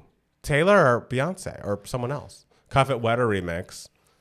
That's a good song. I mean, it's not an album, but it's a good song. Tame Impala? Who's that? They're an artist. Caroline Polachek. A lot of people talk about Caroline Polachek. I need to check her out. What If, Could Have, Should Have is excellent, Jeff. You need to give it another listen. It's a great song on the 3 a.m. version. I've had the chorus of Red Flag Collector stuck in my head all day. I wish I could listen to it. I know. You're going to listen to it the 23rd. I know, but I want to listen to it now. I know. I still sing it in my head. Do you? Baby, of your chest, in the wild, wild Oh, west. yes. Yeah, I remember that chorus. I only need to listen to it once. I need more. Keke Palmer had a good album. She had an album this year? I didn't know that. Taylor. Well, have fun. That's going to be a long show, so wear comfortable shoes. We have a few spicy ones. We sure do. Spicy ones of what? People. Oh, yeah, we do. Or opinions. I think that's what Lindsay's talking about. Jeff, this is where we part. Midnight's is great. Midnight's is good. And Beyonce in August, I believe. Yes. The Boy Genius album is actually more melodic than Punisher. Ooh, I could listen. Okay. I could listen to that. Is Boy Genius... It's like a super group of Phoebe Bridgers and two other artists. Gotcha. Okay. I don't know any of these Taylor songs, but I feel like I can pull out any phrase in the English language and she'll have a song title named after it. She does have a lot of music. She has a lot of music. Yes, Keke released a whole visual album a couple weeks ago. Good for her. She does so much. Wow. She does so much. Celine Dion version with Destiny's Child. Coulda, woulda, shoulda too. What? I don't know what does that mean? Tame Impala is like a psychedelic rock band. Yes. And didn't Rihanna sample Tame Impala on Anti on one of those songs? Jeff, I see what you're sending to Jimmy. The cigarette emoji. We know what that means here. Oh, in the chat. Yes, in the chat. Beyonce in July in Toronto. Road trip. I'm months away from Beyonce. But I've seen Kelly and Mariah already. I know. That's like you're seeing a trifecta I really this am. year. It's a Good big year for me in concerts. You didn't see Janet, though. Janet was playing the same night as Mariah. That's so homophobic. They should have that is so coordinated. Fucking rude. Come on, you're going to have certain gays of a certain age that want to go to both those shows. But I've seen Janet. And that age is young. That age is young. But people who had good, who were there. Yeah. I was there. She covered an entire song. Who did? I so want to see Beyonce. I can't wait. She looks so good. Oh yeah, you should have mentioned Michael Arden's speech. Oh yeah, we could mention it after the break. Yeah, I mean, you got muted. Wow, you are losing me. Wait, you guys are from Canada? No, we're from the U.S. I'm from New Jersey. Yeah, I'm from Atlanta. I don't know. I couldn't think of that. There was nothing like Craig David dropping 7 days. Yes. Okay. Monday, you have 7 days to create the Tuesday. Oh, the song is called 7 Days. It's called 7 Days. I thought they were saying Craig David is dropping in 7 days. No. And I was like, he needs to get that album out fast. Chill on Sunday. I wish I could teleport between seeing Janet and Mariah. I mean, it'd be great. Janet, Taylor, Beyonce, a great year for me too. Absolutely. That's solid. I'm telling you, there are many things I'm proud of about the Discord and about 2K Mats in general. People saying I have fallen in love with Janet Jackson because of how much you love her is truly what I want to do with my life. The good you do. If that were a job, just evangelizing Janet Jackson, because of all the pop stars that I have loved, she is the one that has been disregarded in the most inhumane way. Sure. It was such a plan to get her music out of here, and I need us all to fight back. The bridge of You're Losing Me is the only part I listen to, but it's also enough to keep me coming back. I love that. It's very homophobic to schedule Mariah and Janet on the same night. You've seen two of my queens. Did you talk about the Pride show earlier in the episode? No, I've not talked about the Mariah Pride set yet. I will. I'm from New Hampshire, but I live very close to Canada and go there regularly to meet friends. Oh, I've always been so jealous of people who live close to Canada. I always thought it was so cool. Is New Hampshire good air-wise? Close to Canada makes me nervous. How's your air? East awesome. I want Janet to get her flowers all the time, as do I. She deserves every bit of flowers. Well, you could have gone to, the bowl and given her some flowers. I was at Mariah. It's just Taylor and Gracie Abrams for me this year because Scalpers got to Beyonce before me. I'm sorry, Bertha. That's not fair. It's true. Okay. Palmer did that. I'm telling you, put that on my fucking tombstone. Introduce people to Janet Jackson. I've been loving the Midnights Expanded more. It took time. Oh, cool. Beyonce, Madonna, Matchbox 20, Blackpink this year. I'm ready. All right. Okay. That's a great list. That's solid. What was the last concert you went to? Spice, concert, yeah. Big concert. Spice Girls? Well, Kelly. Oh, Kelly. Kelly. That was great. Fave Janet song. Ooh, great question. There's so many great ones. I Love Will Never Do Without You. I'm gonna say If. If's a great choice. I'm gonna say If, and my favorite album track is Empty. Empty is great. Yeah. Love Will Never Do Without You is my favorite, Janet. Okay, I've never heard that choice out of you before. Oh, it's great. It's great.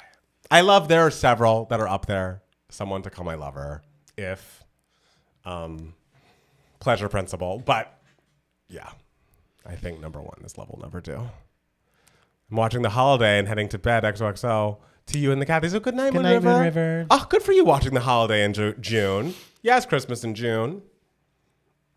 I listened to Craig David's Walking Away yesterday. It's so good. Yes, I'm walking away from the troubles in my life. I'm walking away. Okay. Find a better day.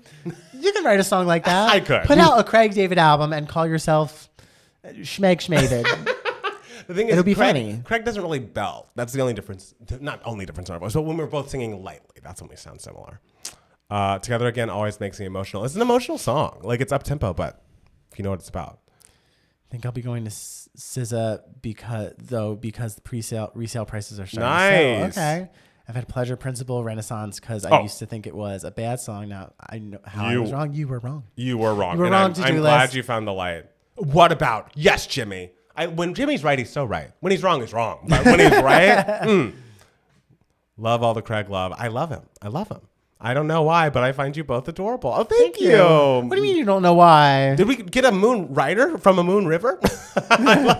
We have 2 moons in the chat. A lot of moons. It's a lot of moons. A moony Throb is a spiritual experience. Throb is a great time. I'll never forget watching her moan and gyrate on SNL. That is an iconic. That is an iconic performance. I just think it's funny how much people like really like go in for Throb, but it's also like. Brittany just posted something and ended it with, I'm going to go listen to Throb. It's like, Throb's barely a song, guys. Like, I like it. It's great. It's fun. It's a mood. Like, it's a mood. It's a song is strong for it.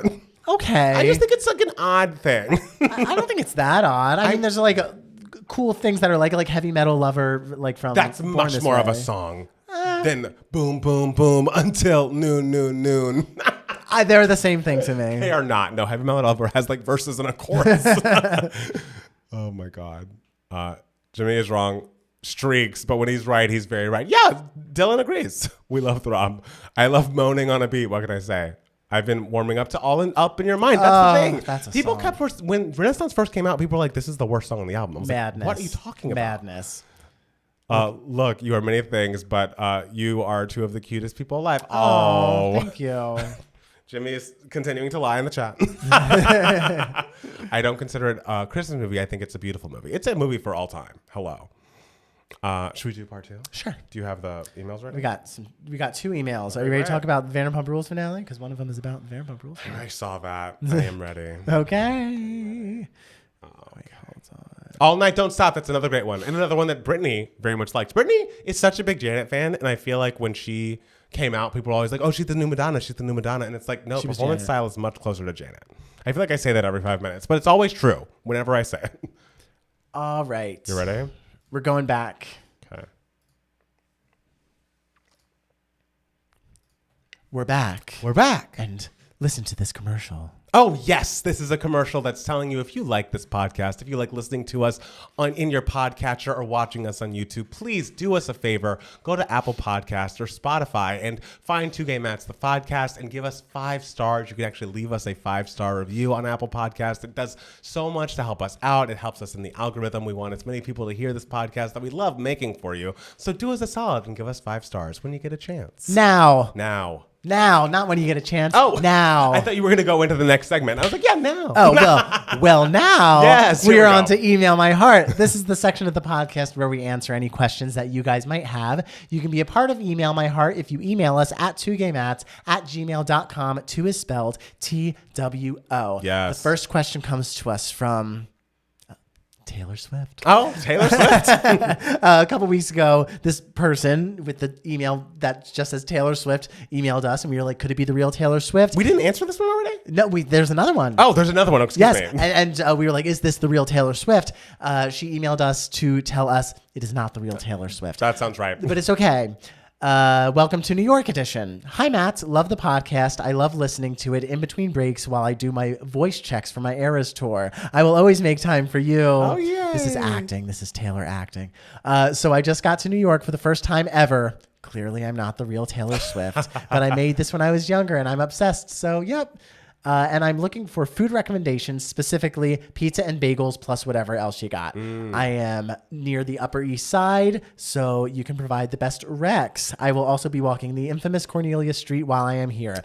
Please help me make the best New York trip ever. Thank you. I listen to your podcast while I am on the subway or walking the streets of New York. Best, Taylor Swift. That's so nice. P.S. I heard you aren't the biggest fans of my album Folklore. Anything I can do to change your mind?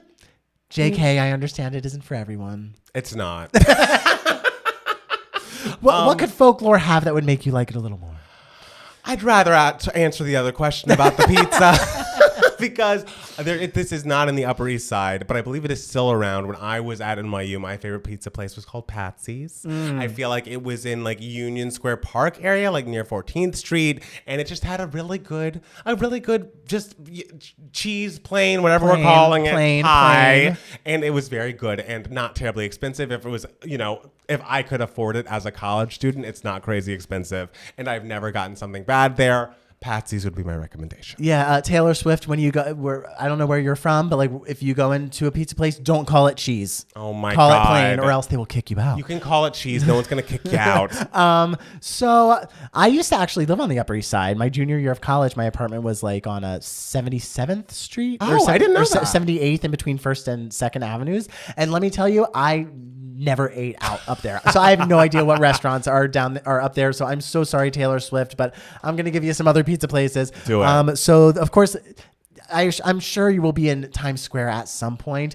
John's Pizza in Times Square is excellent. And if people are like, oh, don't go to Times Square, shut up. John's Pizza in Times Square is great. There's also another John's Pizza in Times Square in the West Village, and which is where Cornelia Street is, right? It's close to there. So there's a John's Pizza in the West Village. There is also in the East Village a place called Artichoke Pizza. And you know me about pizza. I'm very much like, don't give me anything fucking weird. Don't give me nothing crazy. Do you not do pineapple? No, I like a good slice of plain, maybe pepperoni if I'm feeling a little spicy. I love that. Is pineapple. all you need. If pizza is truly great, it doesn't need anything else. However, this place at Artichoke Pizza has pizza that is like, it's like a spinach artichoke cheese dip on a pizza, which like I went into thinking, oh, this is ridiculous. This is some like West Coast horse shit that they created. This is not Italian, authentic Italian pizza. This is not real. But when I tell you that pizza fucks, all you need is a slice because it's like huge. Like one slice is huge and it fills you the fuck up. But it is divine. It's a religious experience. I never thought I would hear the phrase "that pizza fucks" on this podcast or elsewhere. Yeah, it's a shock. Don't go if you want like real pizza. Go if you want something different. Yeah, don't go if you have bad acid reflux. That's what I'm gonna tell you. Because and go when you're hungry. Okay. When it comes to bagels, girl, get a bagel from anywhere. Yeah, it's great. I've never had a bad bagel. Just go wherever you go and get your bagel. Yeah, get exactly. cream cheese on it. And at Taylor Swift, go see a Broadway show. The Tony Awards just happened. That's so true. I hope you make that part of your New York experience. Kimberly Akimbo is waiting for you. Yeah, and also it's been over a decade since either of us have lived in New York, so hopefully these places are still open. I know. I think I had Jackson's sister was going to New York, and I looked up if Patsy's was still open, and it is. I'm pretty sure John's in Times Square is still open because I would have heard if it closed. Yeah. But good luck out there, Taylor Swift. Have a great time. Yes. Next question comes to us from Amy. And Hi, Amy just says, Vanderpump Rules recap, please. Hi, Matt Squared. Matt Palmer, I apologize, but I still haven't watched Vanderpump Rules. However, your recaps of this whole scandal incident has been excellent, so I was hoping you could do a full recap of the reunion show and what we need to know about how it all wrapped up. I've seen clips on TikTok, so I'm not starting from scratch, but your other recaps in the podcast, whether it's your Giving Me Moments or a part of News for Stupid People, have been super helpful. That's much kinder than News for Idiots. I like that. The more details, the better. You are an excellent storyteller, by the way. Thank you, best Amy. That's very kind, Amy. I will say it's harder to recap reunion episodes because they're truly just like sitting there discussing, and like it's hard to remember how like the order of operations. But if you're out there, you're not caught up on Vanderpump Rules, we have a couple of people in the Discord who are starting from the beginning. This is going to be very spoiler full, so make sure to skip over this section. But okay, we're sitting down at the reunion. The whole cast is there. It begins with Sheena on set and not Raquel. Raquel is back 100 yards away because they have Raquel has a restraining order against Sheena. And so Raquel is watching the beginning two parts of the reunion from a trailer and like making faces like essentially it's like there's nothing going on in her head. They're all talking about how their friend group has imploded, how Ariana's life has exploded because of what Raquel did. And Sheena's like, I break down in front of my child because of this legal situation, and my child has cried and hyperventilated, and like this has caused such a disturbance in my life. I can't believe this. And Raquel's just looking, watching this all happen, stone-faced, putting on her shoes, buckling her shoes, and being like, man, maybe I should have like written her a note. Just like truly emotionless.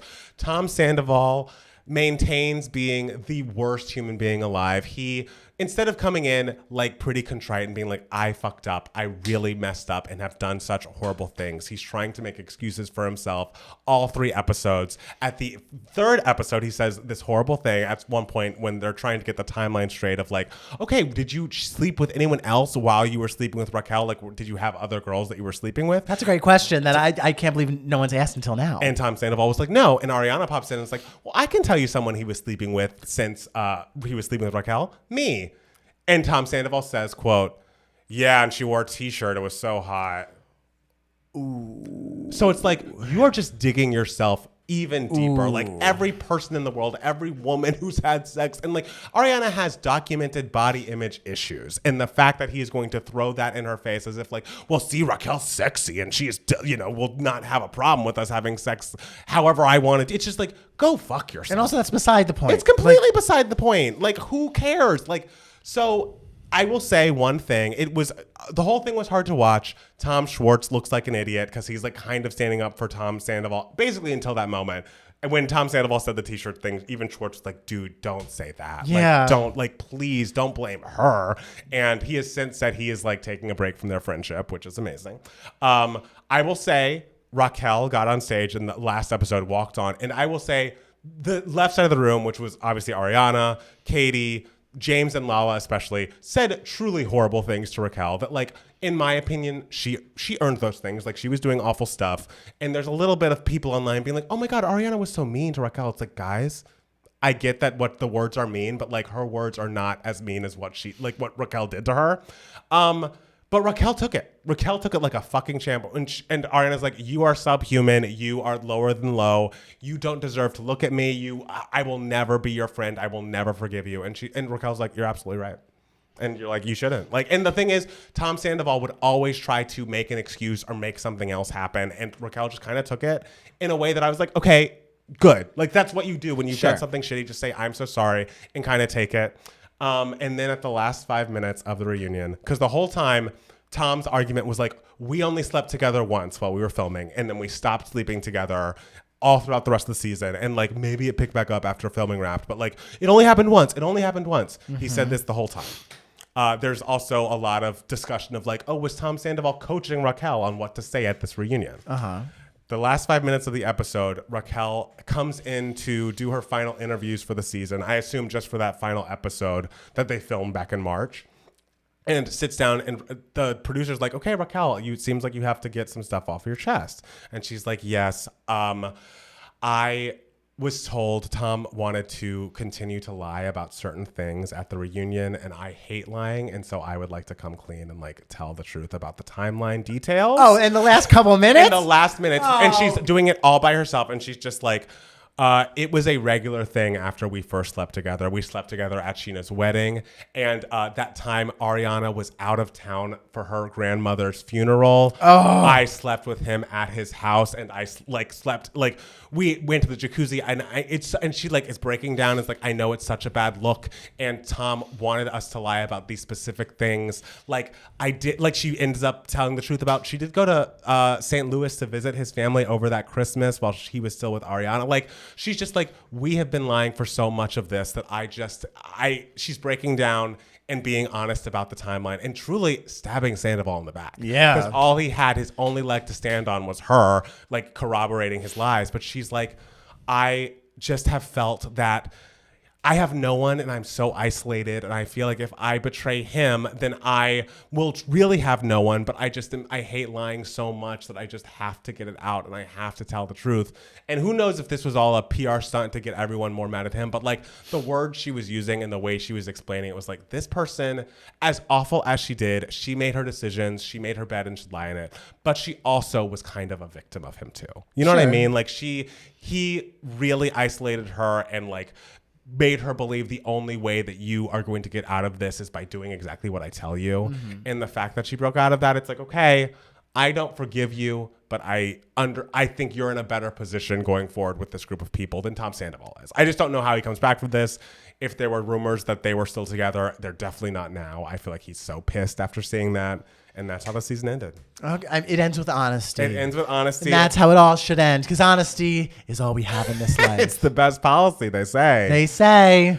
Well, Amy, I hope you're ready for the Big Brother recaps when Big Brother starts in August. I'm sad that the season's over. It really felt like Vanderpump had become so important to me again and for so many other people. And it was a tough ending, and maybe it's time for a break. It's time for a break. I think it's time for a Scandival break as well. I think so too. Matt Steele. Yes. What has been giving you moments, darling? So as I said earlier, my wonderful friend Fernando and I went to the cinema on Wednesday, and it was very fitting. I went with him because we always joke about how because he used to live in LA and he moved to Austin, and I'm always like, baby, remember when you left me? Oh my God. And so we saw an amazing movie. Okay. That only has come out in LA the past week and a half and everything, and is going wide. I believe the 23rd of June, maybe. Correct me if I'm wrong. Whatever. Google it. You'll find it. It is a movie called Past Lives, and it is an A24 release. It is written and directed by a woman named Celine Song, and it is about a young girl. It starts off in the late 90s, a young girl and this boy, I think they're probably 12 years old. Okay. They're living in Korea, and they are a little boyfriend and girlfriend, and their relationship is very cute. They obviously have such a huge crush on each other. They get along so well. Their parents set them up to go on a date or whatever. And it starts off with her parents saying we're moving to Canada soon. Okay. So we're going to have them go on a date and everything. So this girl with this boyfriend moves to Canada and leaves her whole life in Korea behind. And then spoilers for those who don't want to hear, but it flash forwards about 10 years or 12 years when they're in college and they reconnect on Facebook. And there's a little sequence involving that. And then 12 years after that, he comes to America essentially to see her. And it's about and she at this point is married with a husband living in New York City and everything. And it's just about reconnecting with your past and that age old question that you always have when you reach a certain age, or especially when you're sitting in your mid 30s age of just what if the tiniest thing was different? Would I be happier? All that stuff. And this movie is fucking astronomically good. Wow. The writing and the direction, the performances. This is Celine Dion's Celine Dion. I was Celine Dion. Oh my God, I didn't know she was involved. This is Celine Song's first movie she's ever directed. First anything she's ever directed. She has no shorts before then. I was looking at screenshots of an interview she did where they're just you don't have any previous work and everything. How did you pitch this to A24? Did you have a proof of concept? Did you have what did you have? And she was just I just had a good script. And it's bitch, yes. And A24 was yes, we'll give you funding and full theatrical distribution. Good for her. The performances are so phenomenal. Greta Lee, who is the lead, is excellent. She needs an Oscar nomination. There is a moment in the end, and I'm not going to spoil it, but the final moment is kind of a longish, shot essentially that's broken up into a couple other shots, but one shot essentially that is all in a wide. And the acting that this woman does in a fucking full-bodied wide shot is so great and so moving and so cathartic and so just what happens in this shot. It's not anything insane happens, but just the simplest thing she does at the end of the shot just felt so it was a sucker punch to my heart. I was not expecting it. But then at the same time I was but of course this is what happens. I can't stop thinking about that scene. I can't stop thinking about this movie. The performance of the guy who plays her Korean middle school boyfriend, Tae Yoo, is the perfect man. He is so sweet and vulnerable the entire time, and he's a big strapping guy. My friend Fernando next to me was whispering in my ear the whole time, just he's so fucking hot. He's a big strapping guy, but he's just so I'm not gonna say broken, but just like you can tell the character it feels so lost in this particular point in his life.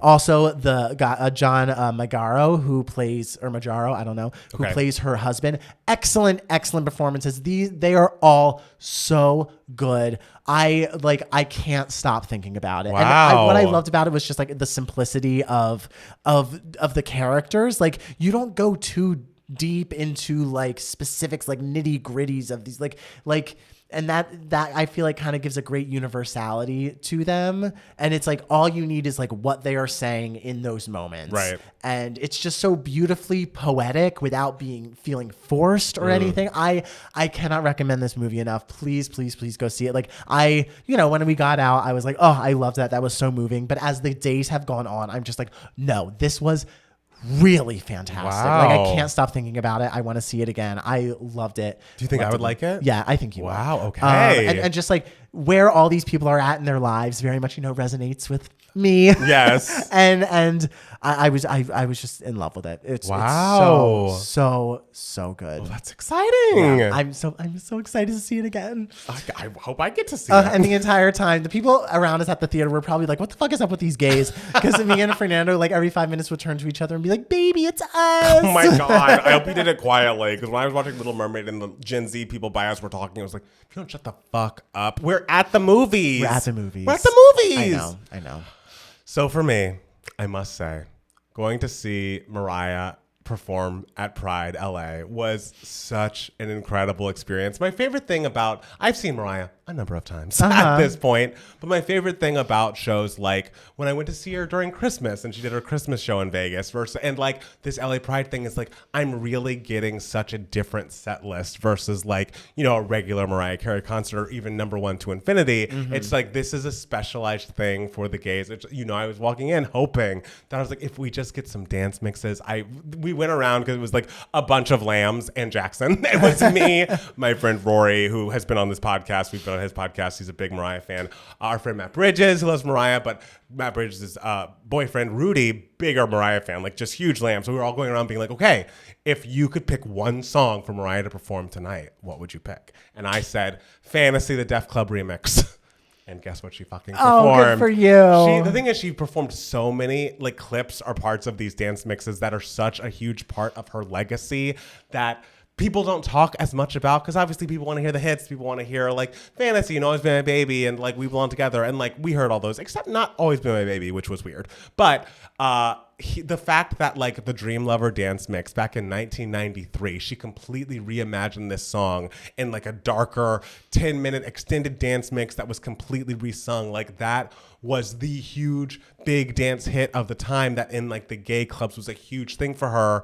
And she was like, okay, great. This is a different hit on a different kind of chart where people don't really hear me. I can go in the studio and just have fun and express myself vocally over these like never ending dance tracks. And so she would always do it. She would hook up with usually David Morales, but like sometimes other producers like Junior Vasquez, Hex Hector, and a lot of times just re-sing the songs. And so she's getting on stage singing like versions of the Honey Classic mix, which again is 10 minutes long, singing parts of Heartbreaker / If You Should Ever Be Lonely, which is the Junior Vasquez dance mix that came out in 99. That was the one that I, was part of the 5-track Heartbreaker single that I played on the bus.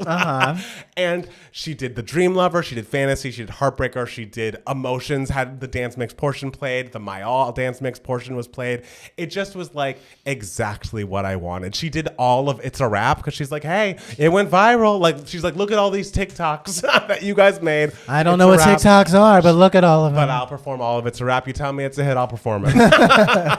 And I was just so excited to see her, and she looked so beautiful and felt so comfortable on stage in front of fans that they're going to be with her forever. Like I feel like the way that it happens for pop stars is like when you get too old for the radio to be playing you get past your prime for what like mainstream America thinks a pop star should be.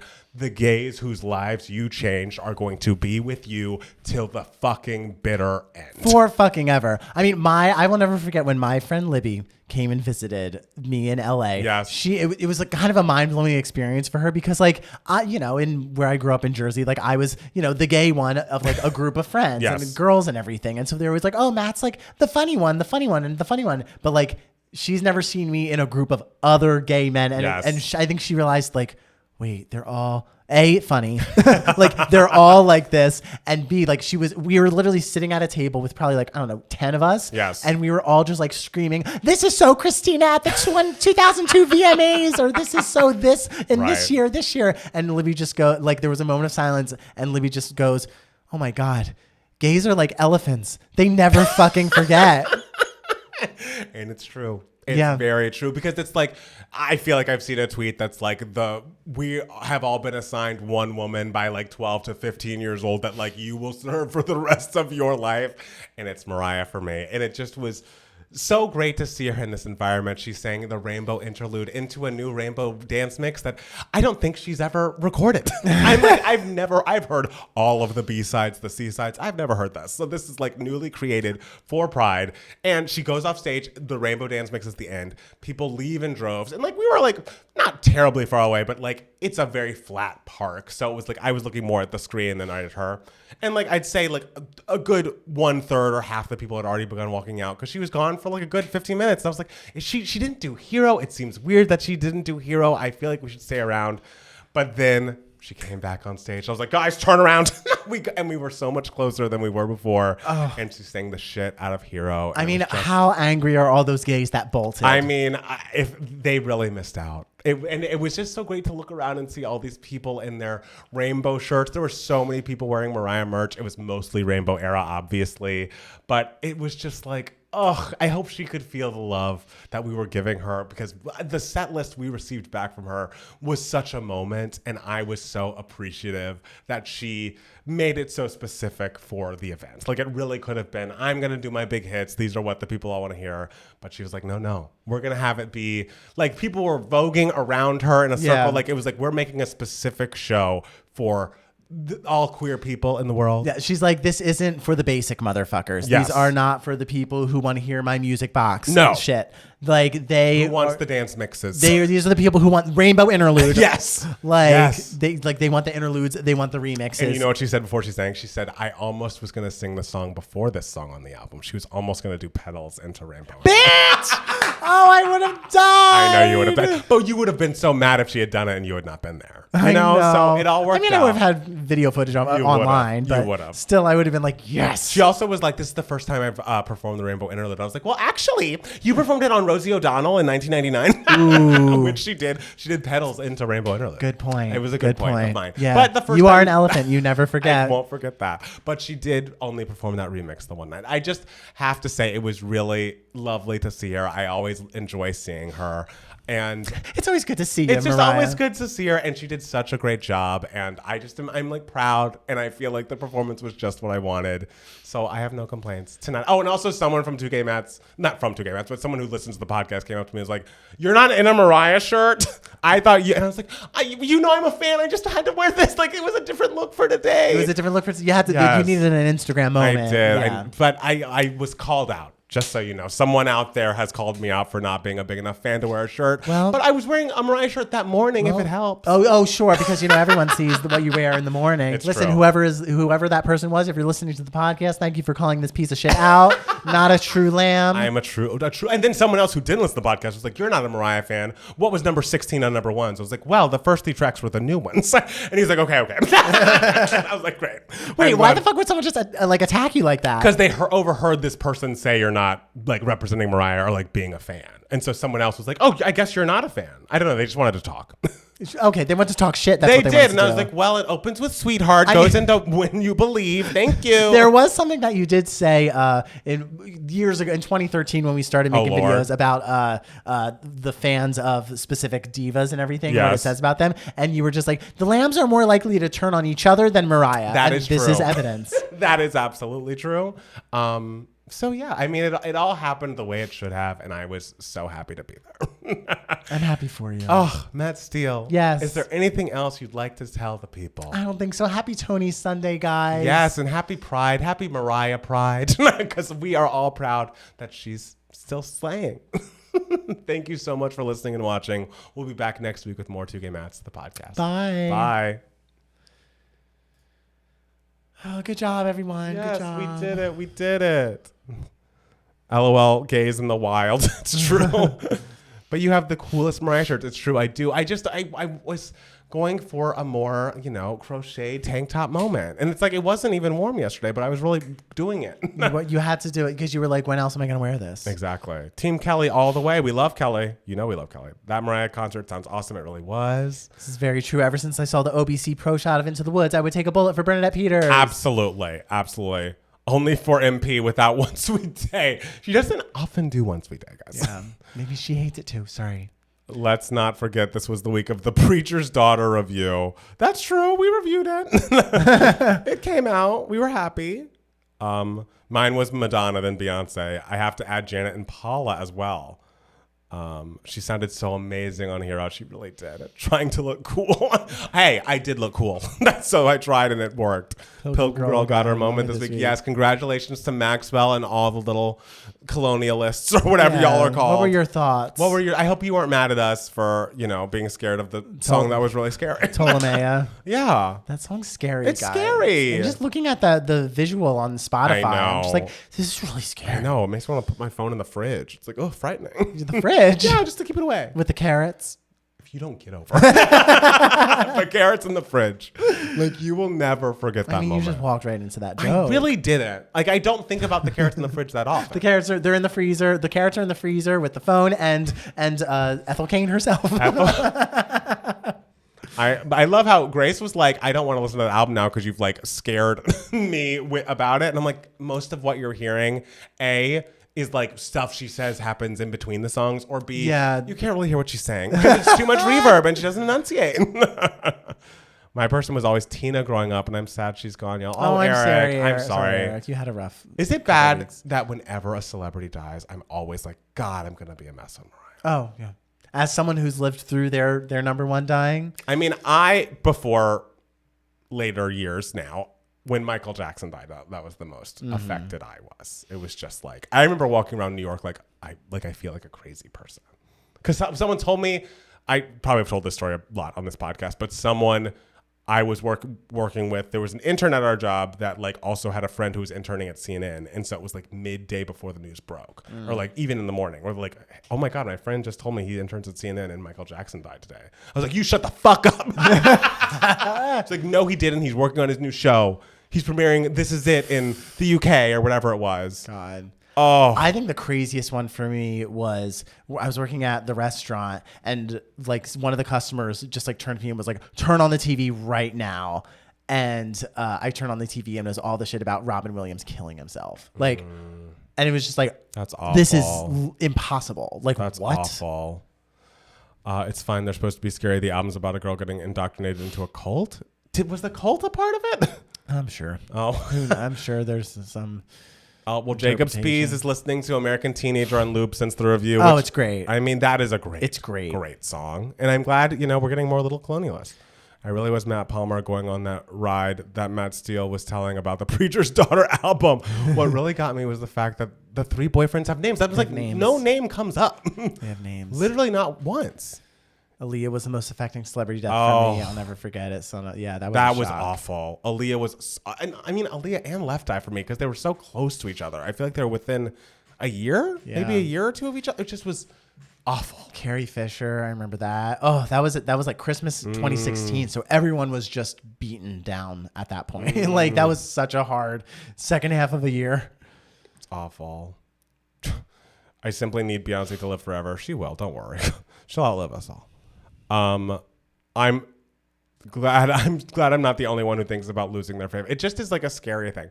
My sister texted me, Michael died, and I was obsessed with The Young and the Restless and thought she meant the character. But the next text was Jackson, and my heart sank. It just was like, I remember leaving. I left work earlier for some reason. It must have been because of that. I was like, I just have to leave.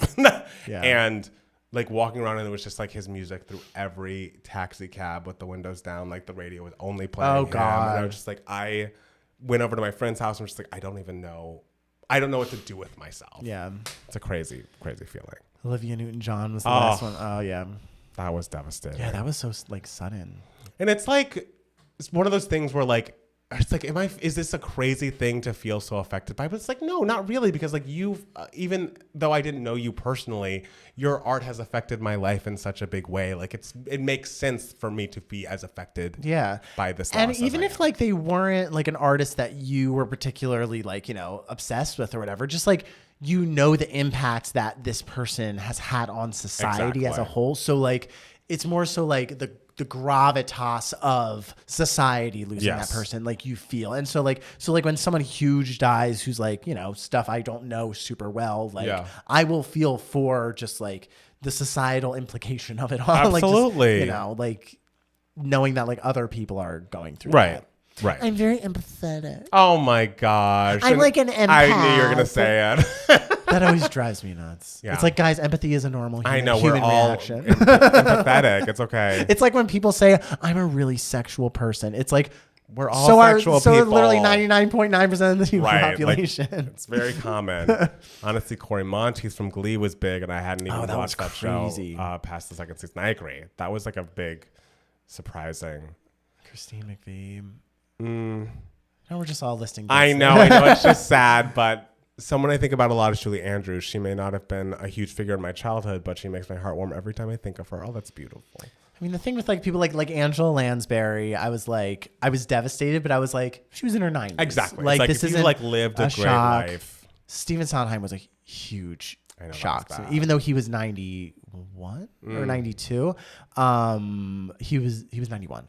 I was still just like, but he was just on TV. I was going to say you'd seen him he was so working recently. on something like. No, like this can't be. I was on a plane when he died, and then when we landed, I turned my phone on to just like a bunch of text messages, and it's just like, what the fuck do I do? Know. Yeah. Oof. It's tough. Being alive is hard. It's just hard. Yeah, Amy Winehouse was awful. Amy Winehouse was bad. I remember we used to go to Florida every summer, and I was like, we were going from New York to Florida when we found out that she died. And I was just like, what? Oh, Cameron Boyce, I remember. He was so young. I forget what did he have? My niece loved his movies on Disney. He was so young. I felt awful for his parents. When was that? Oh, I don't know. 2019? Anne Rice and Sondheim, Justin Tick Tick Boom. That's true. He just got done shooting the Knives Out movie. Like, Company, like Broadway was back. He like just saw like the performance of Company like a couple days prior. Wow. Like, but hey, like freaking John Kander was at the Tony Awards today. That's true. And he came strolling on without a cane, and I was just like, he should be 100 years old by now. Like how is this guy still like kicking so well? Because he's a fucking legend, right? Has been writing since God knows when in Broadway and everything. I looked him up, 96. And he like, oh, so he is 100 years old. And he's like very with it. Oh my God. His voice sounds young. He sounds great. Just like, you're amazing. Whatever you're doing, he's still like putting out stuff like on Broadway, like because New York is a medley of like a lot of his music and everything. And so I would imagine he did a little bit of work on that. Like even though it's a jukebox musical, I imagine like he still had some input on that. Oh, right. Like it's like good for him. I know. That's how I want to be. Old and together. Oh, gosh, guys. I know. I'm sorry. We've gotten it sad. Yeah. Oh, John Ritter. God, that was years. That was sad. So long ago. But we love you guys. Yeah, we're not going anywhere. Sad, but we're going to be here for the long haul. Yeah. No one worry. We'll be like John Kander up there at 96, still barking at each other. We really will. We're going to host the Tony Awards in our 90s. I can't wait. It'd be so much fun. It'd be great. We don't need a script. Yeah, hopefully I don't have to like jump into somebody's arms like Ariana DeBose did. This is the Tony Awards. Of course we're going to have to jump into people's arms. I'm going to be too old for that. I can't do that now. Listen, you're going to have to start learning. All right, I'll work on it. Guys, thank you so much for watching. We love you. We love you. Everyone have a wonderful night. You did a great job. Yes, we did this together. We did. It was a beautiful moment. Talk to you soon. Goodbye. See you next week. It'll be at 6:30 again. Yeah, don't worry. No Tonys. Yeah. Bye, guys. Bye.